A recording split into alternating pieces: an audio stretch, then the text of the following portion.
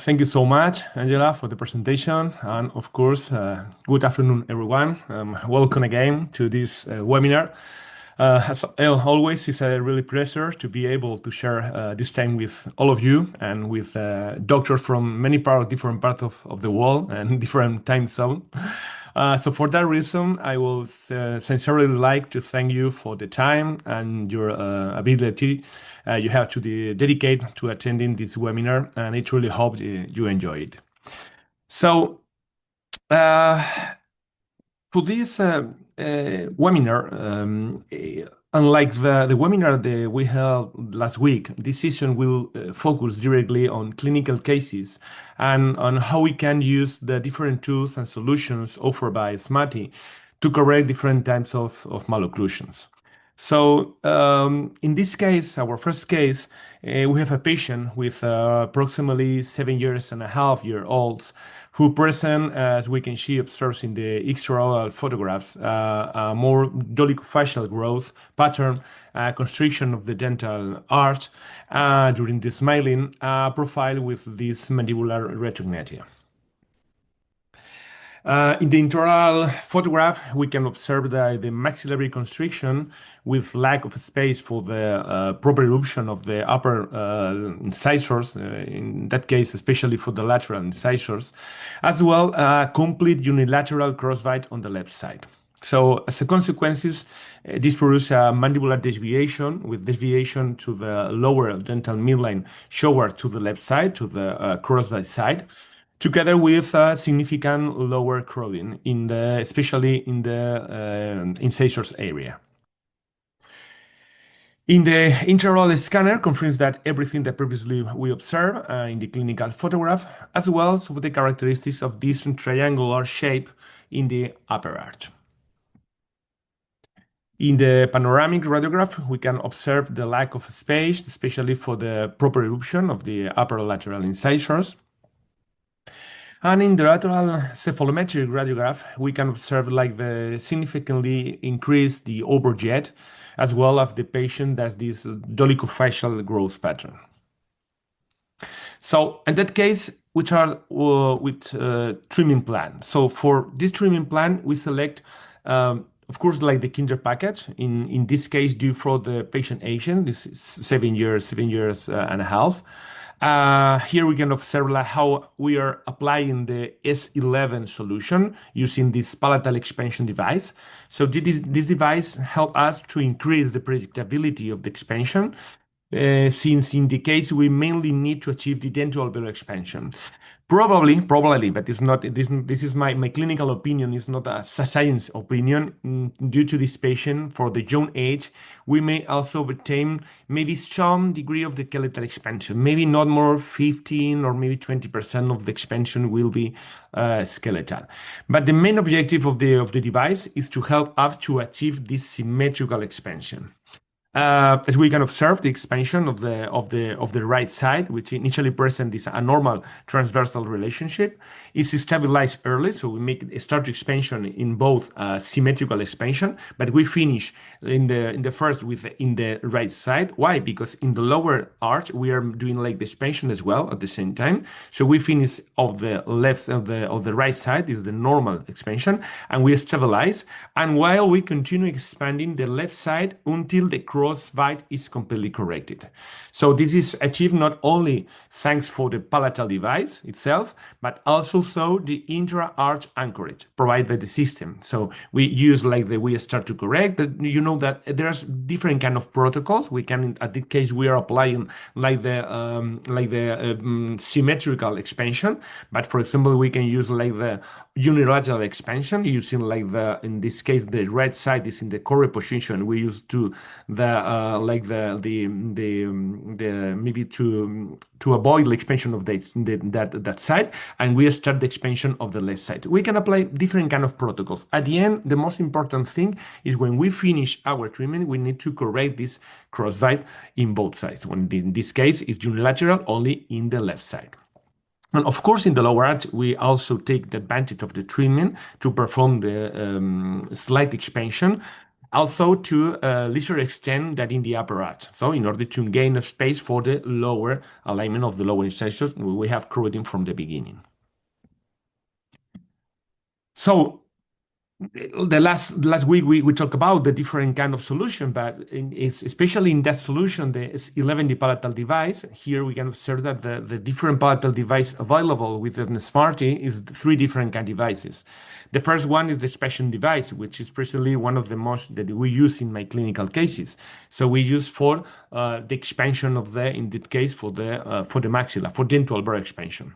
In addition, we have also another two kind of types of devices, like the clear nance, the nance button or clear nance, which is mainly used to intra-arch anchorage to assist, for example, for the distalization of the molars and maybe for retrusion of the posterior area. And when, for example, we're using this intra-arch anchorage and we start to distalize the posterior area, and we have like the second and first molar in the right position, we can change this clear nance for the clear transpalatal bar.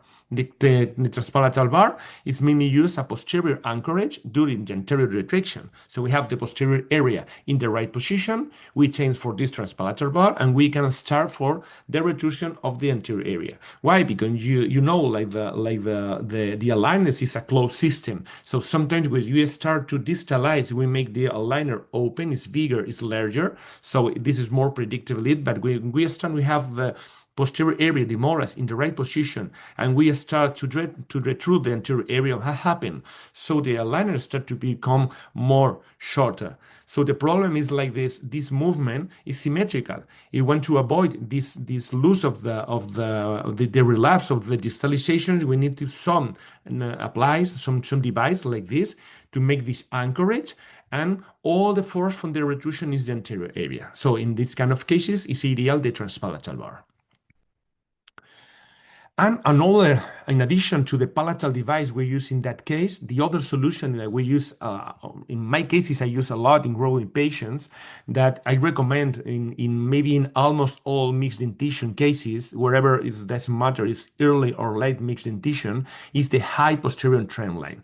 So why? Because this provides several advantages. The first is like it increases like the aligner stability and the retention. Why? Since the primary teeth, the baby teeth, have shorter clinical crowns. So, and this trend line helps to improve the retention.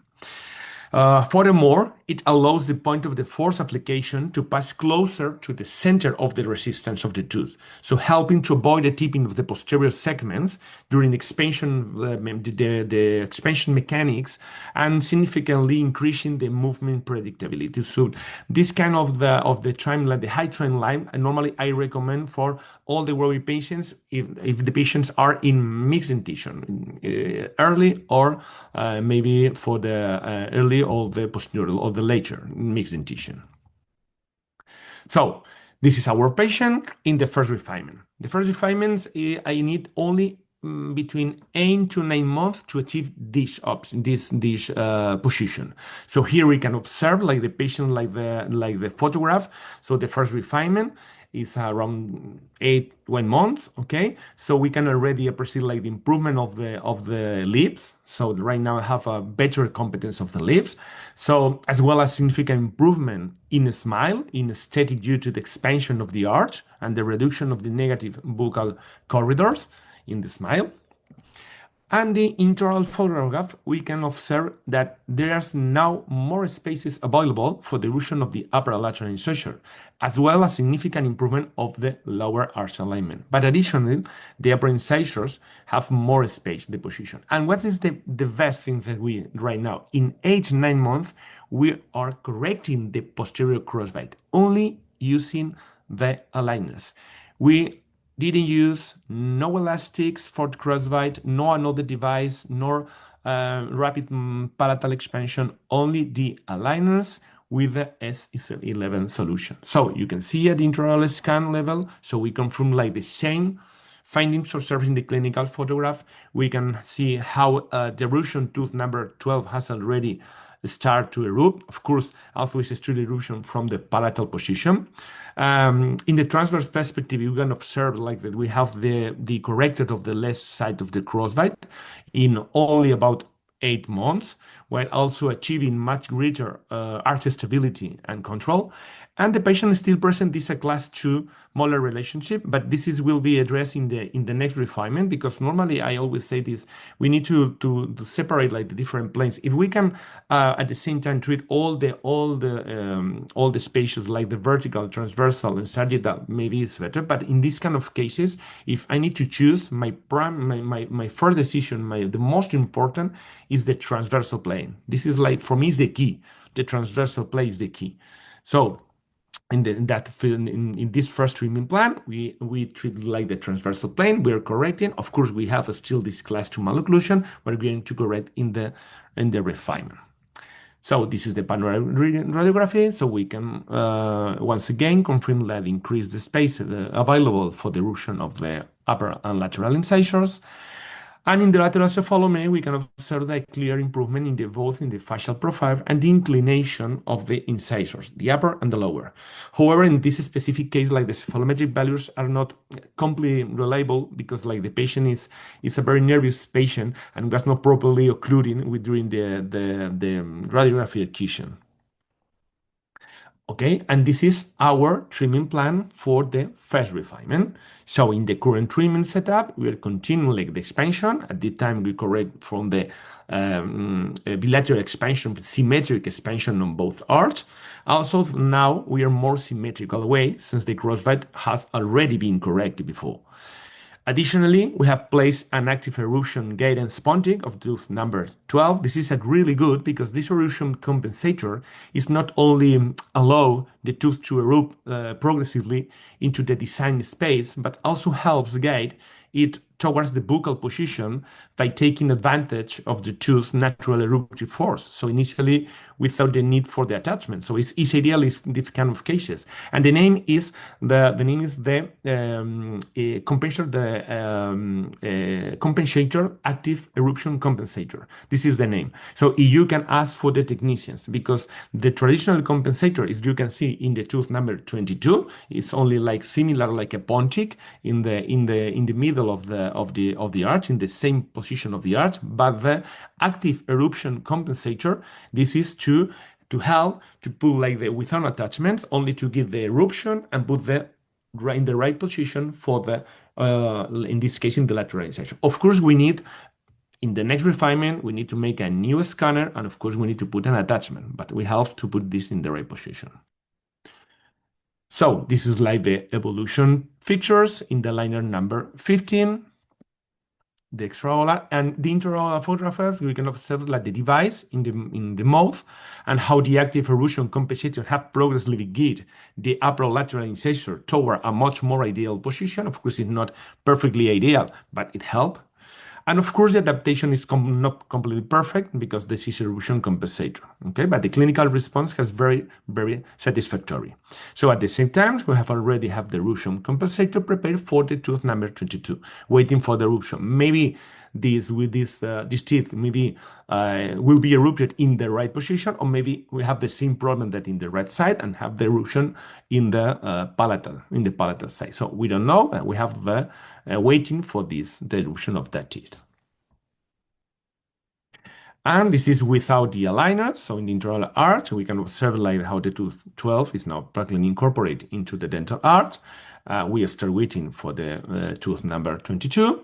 And we still need to improve the midline correction, because from the beginning, it's the midline, the upper and lowest, so it's that different in different positions. So we need to improve this midline correction, and naturally wait for the complete eruption. So in the tooth number 2021, in order to the proper level of the edge of the incisal edge.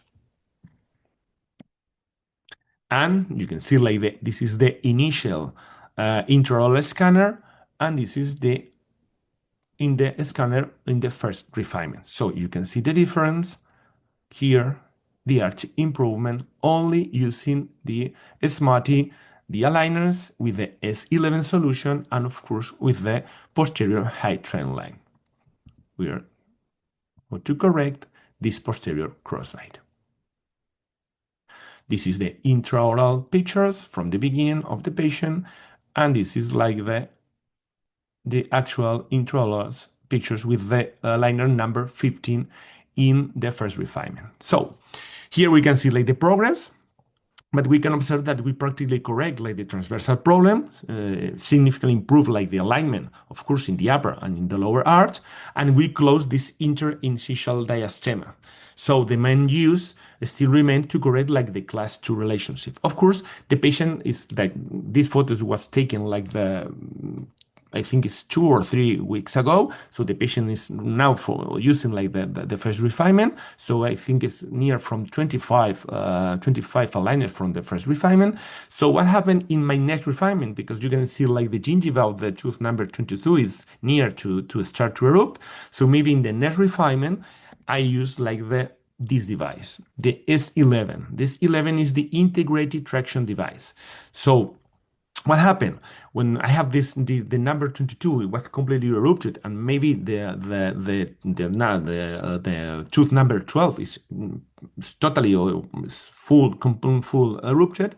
I start to make this new scanner. So in this case, I will most likely to place this Smartee button directly on the liners for use this class 2 elastics. Why? Because at this age, the class 2 elastics is making the force of maybe the results is not like it's more effect than the for mandibular forward, no more like to in this case from the moving like teeth. So it's not a skeletal movement, but we have the option to make this mandibular forward.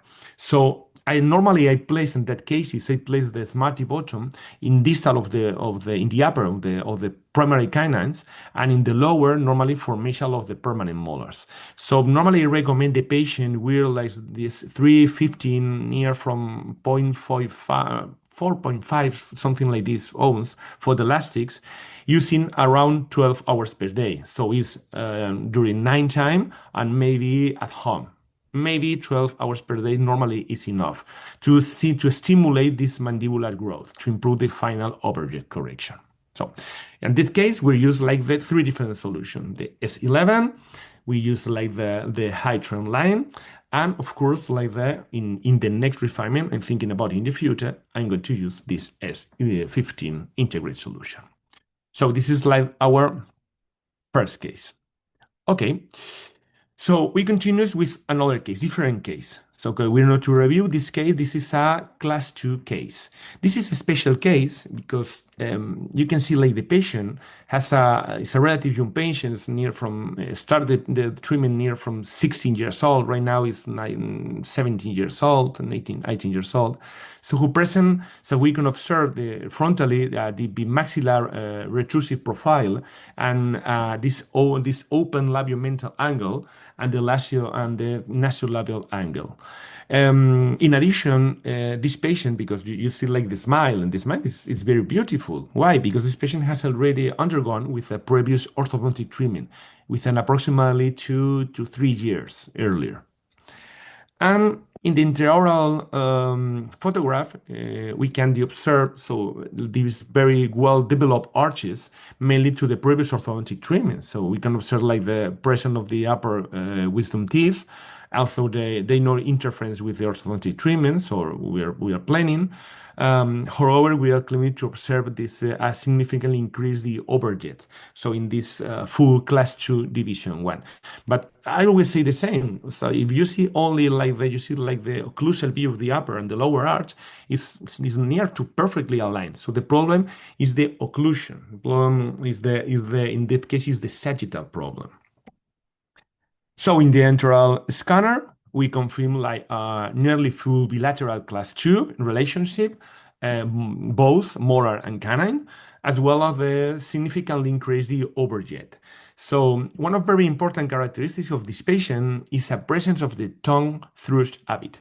This is very, very important. Why? Because in these cases, many times, we don't know what happened with the previous orthodontic treatment, because it was originally completely maybe correctly, and this is a relapse later occurred due from the tongue habit, or maybe whether the ideal treatment objectives were never fully achieved. We don't know exactly. So it doesn't matter. I always say the same. For me, it is not important because thinking about the past, there's not happen or there's nothing to do. So for this reason, for me, it's very essential not only to plan an orthodontic treatment, so but also send the patient for the functional tongue rehabilitation. So it's very important. So personally, in this type of cases, I always refer the patient for a speech therapist in order to work the tongue thrush habit, because if the habit persists, there is a very high risk of future relapse, regardless of the orthodontic treatment performed. So it's very important. So I will say the same. If you want that I treat you, it's very important. It's very, very, very important. You need to do, or maybe to give to this speech therapist. If you don't want to go, for me, I prefer don't treat you. I prefer. Why? Because you are going to have a new relapse. Of course, I don't know if this is a relapse or not, but I know if it's time to treat and you have this tongue habit, the position of the tongue outside the problem in the future, I'm totally sure, even if I use fixed retainer in both art and removable retainer, the Essex, it doesn't matter. Should be is totally percent, 100% that will be a relapse. So this is like the initial panoramic. So the patient present the agenesia of the lower wisdom teeth and the present of the upper wisdom teeth. So although that in this case, especially in this case, the upper wisdom teeth, they have no interference with the orthodontic treatment. So I still recommend the patient for the extraction. So however, normally the patients currently does not wish to make the extraction. So from the first treatment plan, the refinement, I finally speaking with the patient, I convince the patient to make the extractions.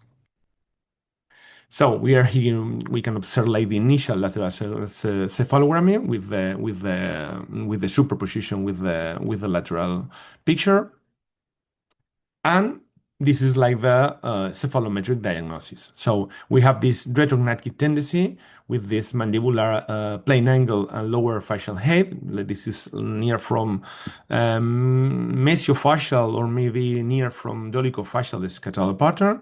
And we have this interincisal angle, so it's slightly decreased from the upper incisor and the lower incisor are proncline.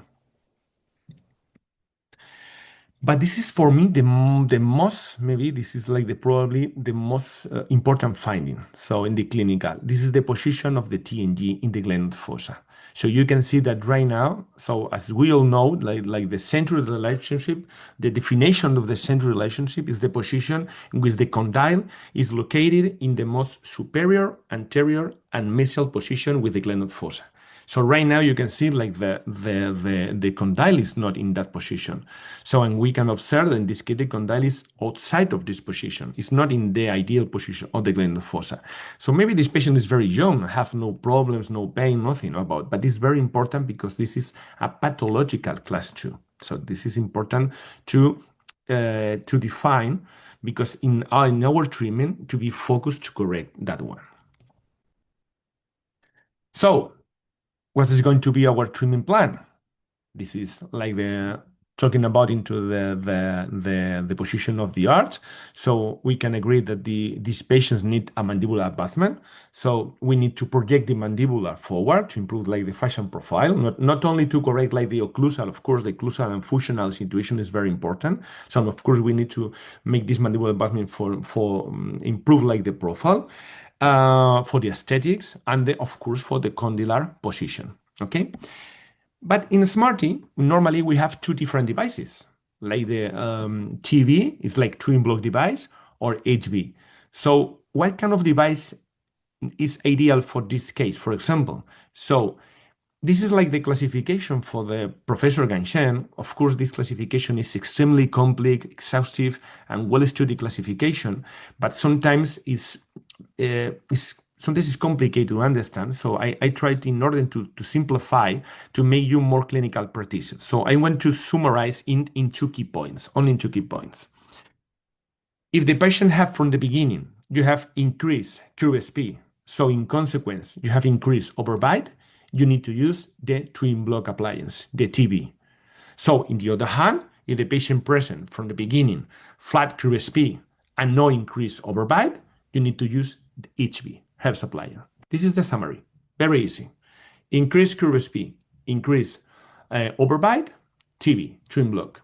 Flat QSP, normal overbite or no increase overbite, HB. And the other very important thing, vale, is like we need to understand how we should be perform the construction of the wax by registration. Why? Because, for example, if we're using like the herpes applying, normally the herpes applying, the constructions normally is H to H. So this is the normal final position in a wax registration. But however, if we're using like the trim block appliance, especially indicating that cases, no, in increased overbite, increased QSP, we must consider several situations. So if the patient initially present a class 2 division 1 malocclusion with procline of the upper incisors, we should leave approximately between 1 or 2 millimeters of overweight in the construction of the bite. Why? Because we need to think later we need to retroincline those upper incisions. So if we create this wax registration in class 2 division 1 H to H, when you start to retroincline the incisors, you have no overjet, so you have a problem. So in class 2 division 1, using, of course, the TB, the trim block appliance, we need to make this mandibular advancement and leaving at least 1-2 millimeters, okay, to retroincline the incisors. Oh, perfect. If we have the patient present this class 2 division 0, class 2 division 0 is like the patient have the incisor are correctly positioned relative with the skeletal basis. So at this, for example, you have the perfectly aligned with the 19 degrees in the lower arch and 105 degrees in the upper, you need to finish H to H. In this case, it's perfectly the wax registration need to finish H to H, okay? But what happened in class 2 division 2? Because in class 2 division 2, we have the upper incisors normally are retroinclined. So when we have our job is in engagement of with the incisors. So if we need to make this mandibular advancement, we should to perform the construction with the wax to need to leave in at least 1 millimeter of anterior crossbite. Why? Because later we will need to proincline the upper incisors. So if we only leave this H to H, what happened? When you start to proincline, you finish the treatment with an increased overjet. So the ideal is in class 2 division 2, we need to make this wax registration with 1 millimeter of anterior crossbite. And you need to think in the future, you're going to proincline the incisor. So it's different, the wax registration in different kind of malocclusion.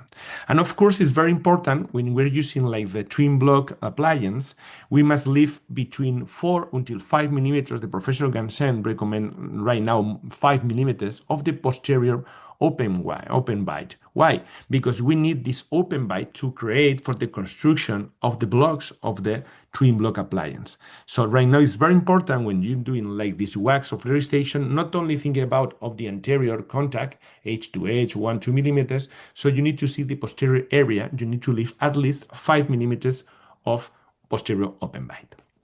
So we return again for that case. So in this case, for example, if I ask you, I'm going to ask you, I'm going to answer by me, okay? This patient present increased overbite? The answer is no. This patient have an increased QSP? The answer is no. So in this case, we're going to use the herpes appliance, the HB. So this is, you can see here, this is the intraoral scanner with the wax registration. So in this case, we are near from H to H because it's HB. Okay, and this is the treatment plan.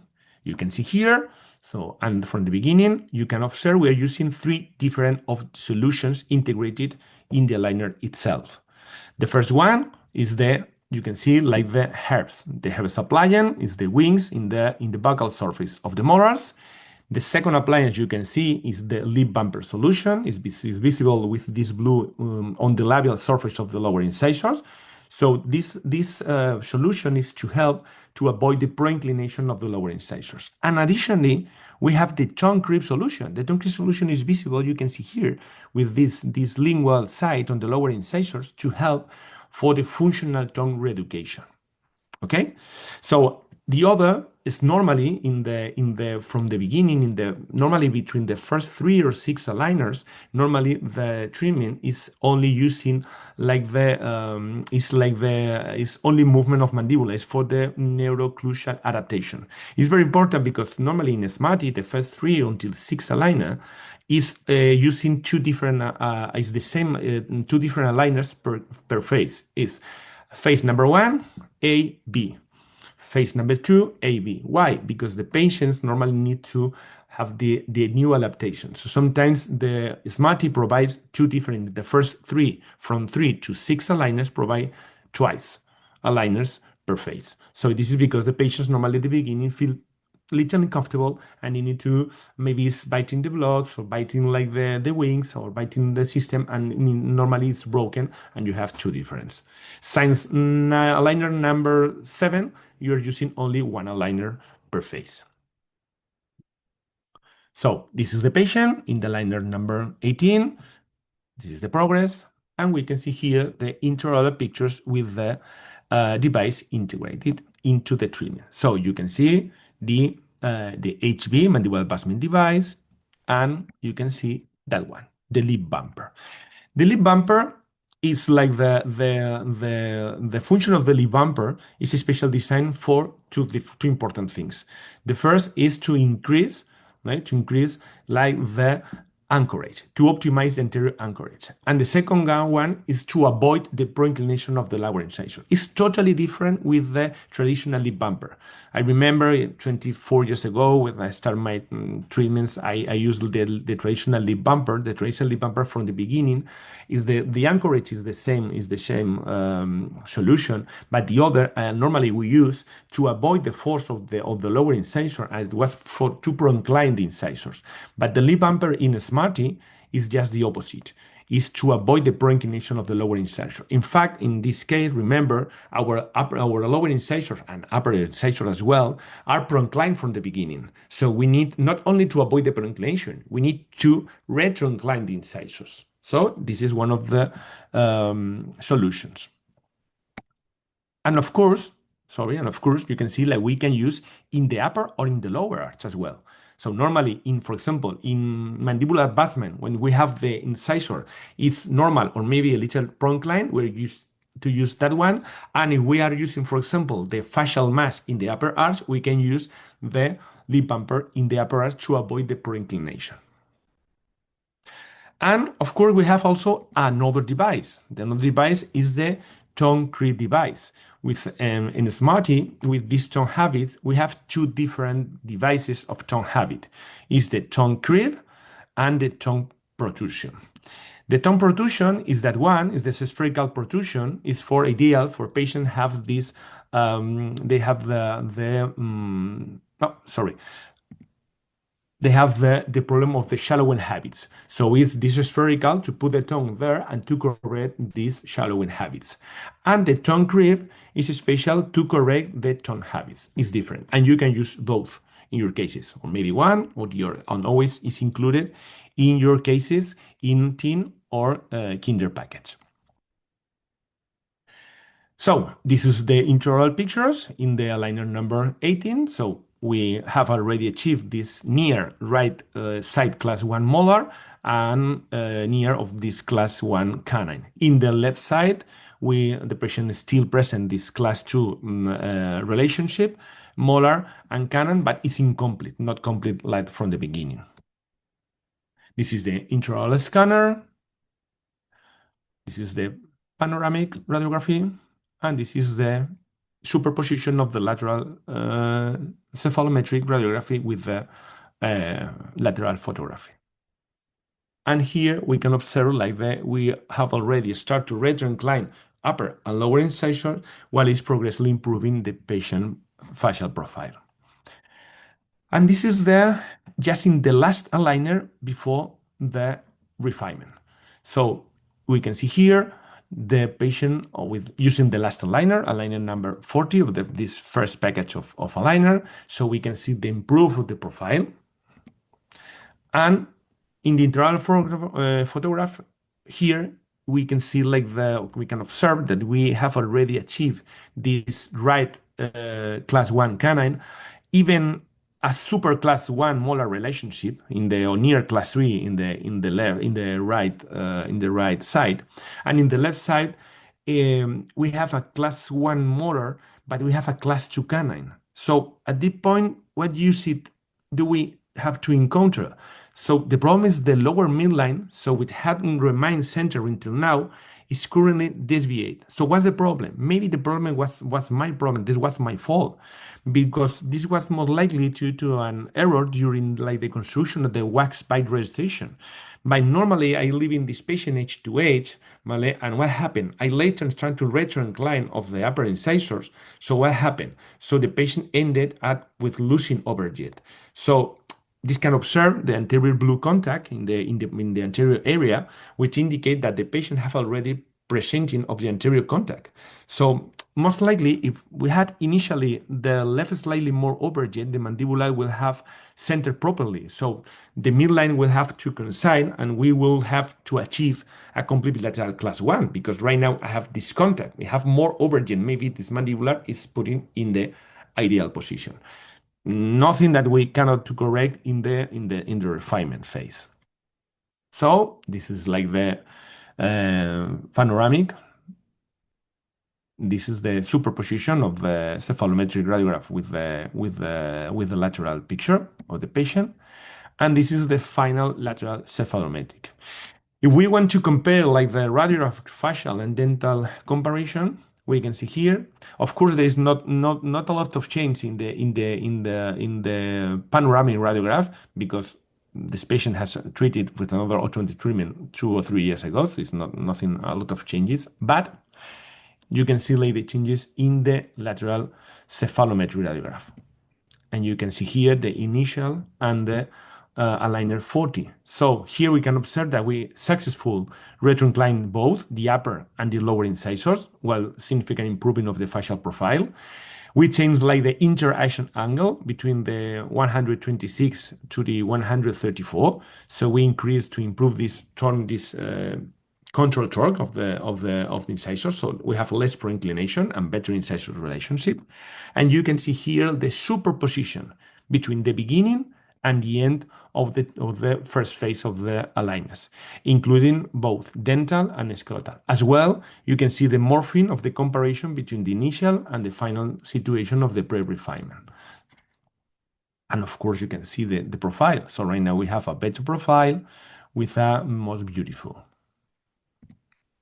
This is the initial and the aligner number 40. But for me, this is probably the most important finding obtained with the treatment, is the correct position of the condyle within the gland fossa. So you can see here, like the TMG right now is positioned in the proper centric relationship. In addition, we can also observe how the condyles have already started to remodel, with visible bone remodeling in the posterior area. It's inside of the red circle, and the condylar area after maybe approximately 10 months of treatment. Of course, it's growing patients, so it's more easy. But this kind of results we can achieve as well in adult patients. So this is an article that published by Professor Ganshen, demonstrating that, as we know, the craniofacial bones, the craniofacial bones grow normally upward and backward, but normally are displaced downward and forward from the sutural tension. So therefore, when we generate a biomechanical stimulus of the condyle in a downward and forward position, the condyle remodeling upward and backward. So the result for this biomechanical, bioelastic force. So it's very important to understand that this is not magic, this is science, and this is not new.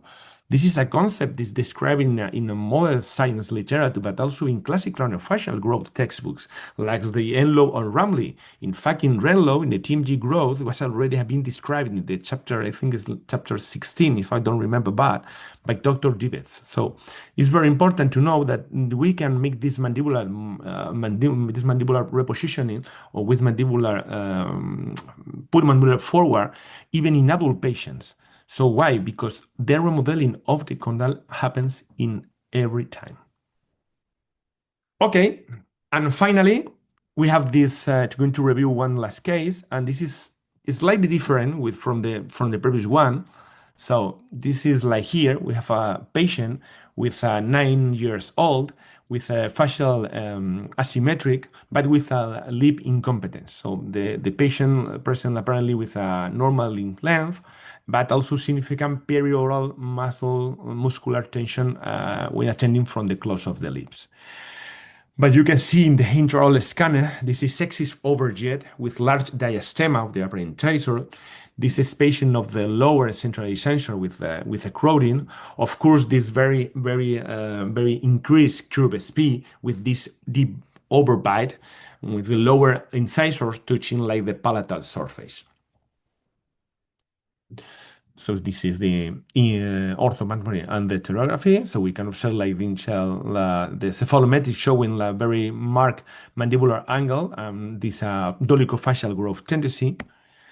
And of course, in the videos, you can observe several important functional findings. No, in the upper left video, you can see like the patient eats with the mouth open due to difficult achieving from the lip seal caused from this hypotonicity of the lips.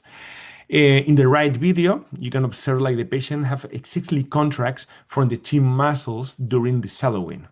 And in the lower video, you can observe like the altered mastication, the chewing, where the patient is unable to properly form like the food bolus.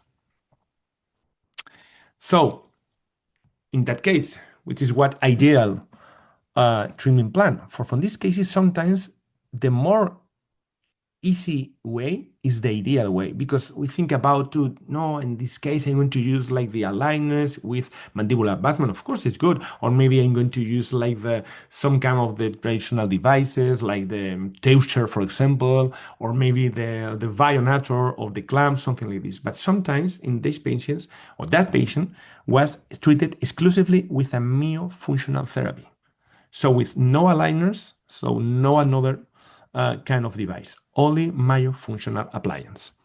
What kind of myofunctional appliance? Because Smartee have three different types of myofunctional appliance: the Joy Joy, the Viti Viti, and the Smiley Smiley. The Joy Joy is a device is similar like the MyoBrace appliance, so it's specific for this mixed dentition. So especially for using to improve the arch, to coordinate the jaw relationship, to give the tooth eruption, to modify the occlusal plane, to correct like the overbite. So all of this. So the main objective is to help the proper arch development and the arch formation, the upper and the upper and the lower.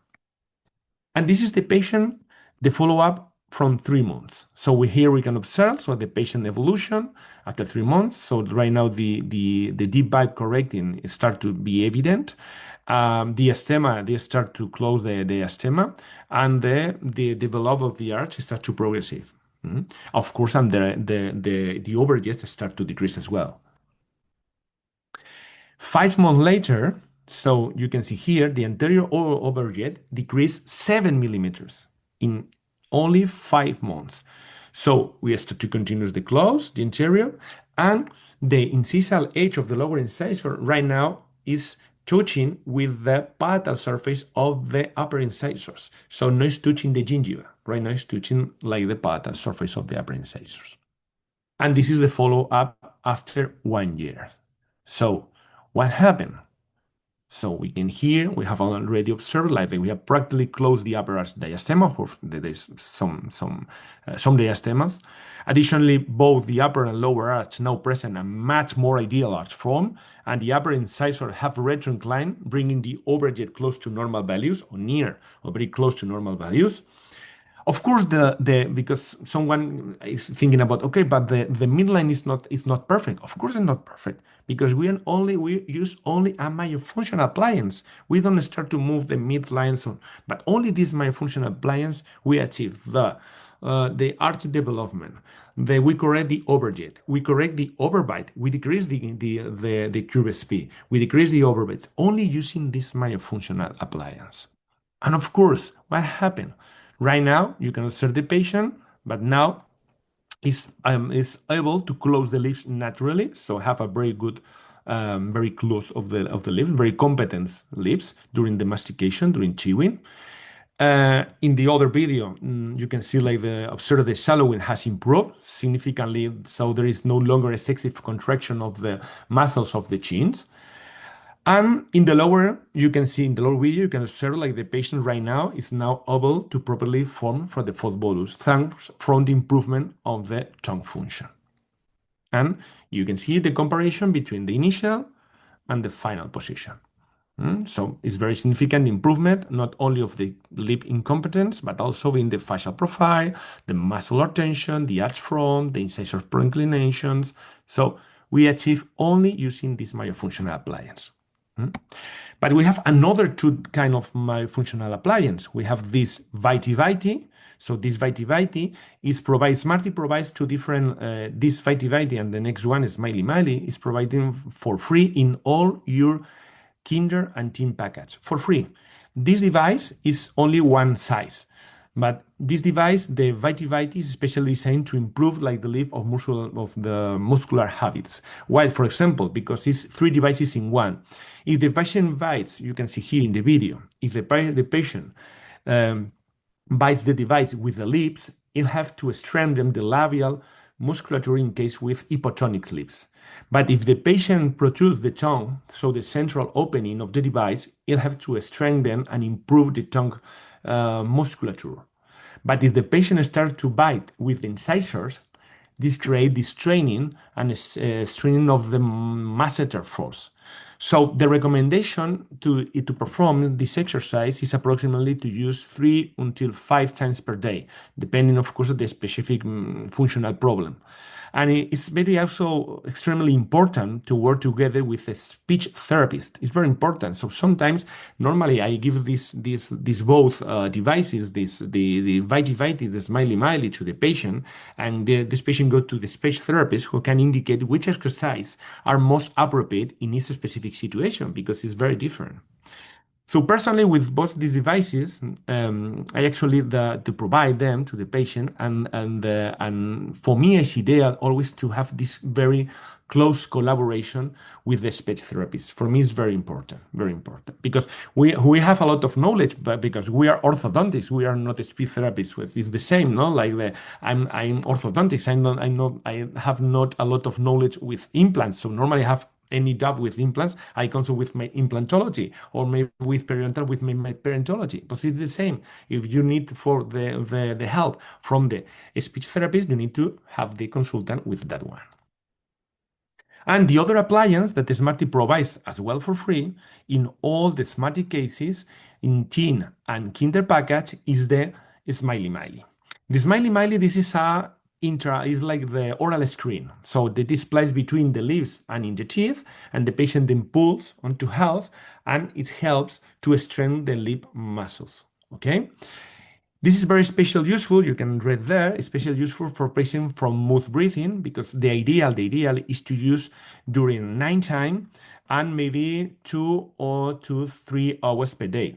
The other Vitae is to practice during the day 3 until 5 times, and the Joy is similar like this. The ideal is to use like the nighttime, of course, and during 2 until 4 hours per day. This is the ideal. So in that case, very useful to use during night. Why? Because this patient with mouth breathing, or maybe leave the finger shaking, or something like this. It helps to improve the early deficiency of the labial muscle function. Maybe because the patient has a short upper lip, or difficulty to keeping lips together at read. So, and this is to practice when the patient is using at home, and of course, you can put and sleep with the appliance. And this is like the summary of the solutions that we have included in our Teen or Kinder package. So the only difference you can see, the only difference between Teen and Kinder package is in Teen package, we can ask for the mandibular repositioning device. Is SH is mandibular advancement appliance with two different, with TB is twin block, or HB is herpes. The S9 is the anterior bite plane. For cases, for example, we have the very increased deep bite or increased curve speed, or the S10 is the posterior occlusal spleen, indicated in cases, for example, we have an asymmetrical. Maybe in the next webinar, I can to show you some different cases treated with these kind of devices. So, of course, you can see like the optimized attachment for this baby teeth is included. Of course, the K1, the K3, the tongue protrusion, tongue creep, of course, is included.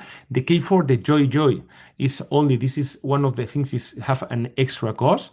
So, but it's not for me. It's cheaper because it's included twice in when you ask, for example, for the joy, you know, it's included twice. So for me, it's not expensive.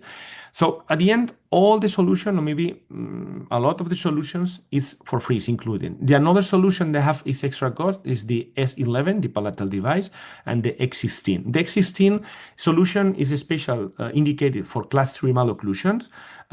In this case, for example, for the using for the facial mask. So it's the combination the S11 solution with the S15 with the Smartee buttons, and sometimes it's included in the S10 for the typical class 3 malocclusion with this anterior crossbite. They have a very big, very great engagement, and you need to make the disocclusion. So you can ask for the S16, including the S11, the S15, and the S10. And finally, I will simply like to thank all of you for attending from this webinar. Thank you very much for your patience, and I truly hope that the webinar has been useful and enjoyable for all of you. Of course, I remain at your disposal. If you have, you would like to ask something, you have any question, or you want to discuss any aspect further. So thank you so much again.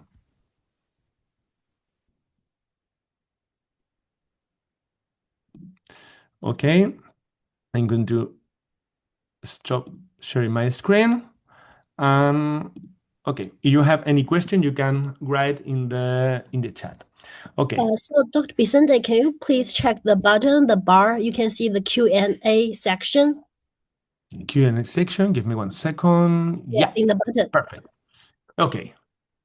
They say, okay, this there is age limit. You will use the herbs? No. It's no limit. No limit because it's like of course in teen packets the limit is 16 because it's like this for teen is like the teenager, but it's not teenager because, for example, the package you can use teen between 3 until 16 years old. So if you have a patient with that age, the ideal is to use teen packets with mandibular advancement, with herbs, or it doesn't matter with the TB, with twin block. But what happened? You have a patient with, I have a patient like with 42 years old and have a mandibular retrognathia. But maybe 10 years ago, I treated that patient with a surgery because I have no another option. So with an orthodontic surgery. So right now, I have another solution is the GS package. The GS package is the Smartee is the only brand that have a special package for mandibular reposition in adults. So of course, it's very important, like the compliance of the patient. So normally I ask to the patient, I don't negotiate with my patients in this. So because in growing patients, normally I see to the patient they can remove during mealtime. But in adult patients, they need to use 24 hours per day. So this is mandatory because we need like the porosity of the mass of the chewing is very important for the contact remodeling. So you can use the mandibular advancement from, it doesn't matter the age. So another doctor say, okay, how long did the 9-year-old boy wear the joy? So normally the ideal is during like 9 time plus 4 hours per day. Normally I recommend to the parents using at home and 9 time. So at least it's near from maybe 12, 14 hours per day. This is the ideal. Okay, this is another doctor. They say, okay, do we need to reduce S11 each time we request for expansion? Expansion is a predictable movement, so I am wondering if it's possible to do expansion with asking for S11 to have additional charge. Yes, of course. If you're, for example, in my cases, I have like the posterior. If I in the cases I have them posterior crossbite is like only compression of dental alveoli, I don't use the S11. The S11 is only I use for me because it's helped me to achieve this to correct the posterior crossbite. So normally I use if I have two or more teeth with crossbite.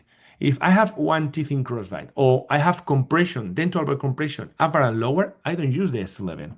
Only I use S11 in cases that I have or posterior crossbite, two or more teeth, or maybe in this case we have a posterior crossbite, unilateral posterior crossbite. So for me, it's mandatory to use this kind of devices. Well, for example, if you have this patient, if you are using a liner, what is the other manner to treat it? It's very complicated to treat this patient. Maybe you need to use a rapid maxillary expansion or another kind of devices. Of course, you can, for example, like to use like elastics, posterior crossbite elastics, of course. So there is different ways to treat, but for me, the summary, if I have two or more teeth in posterior crossbite, I prefer to use the S11 to help me to achieve this correction.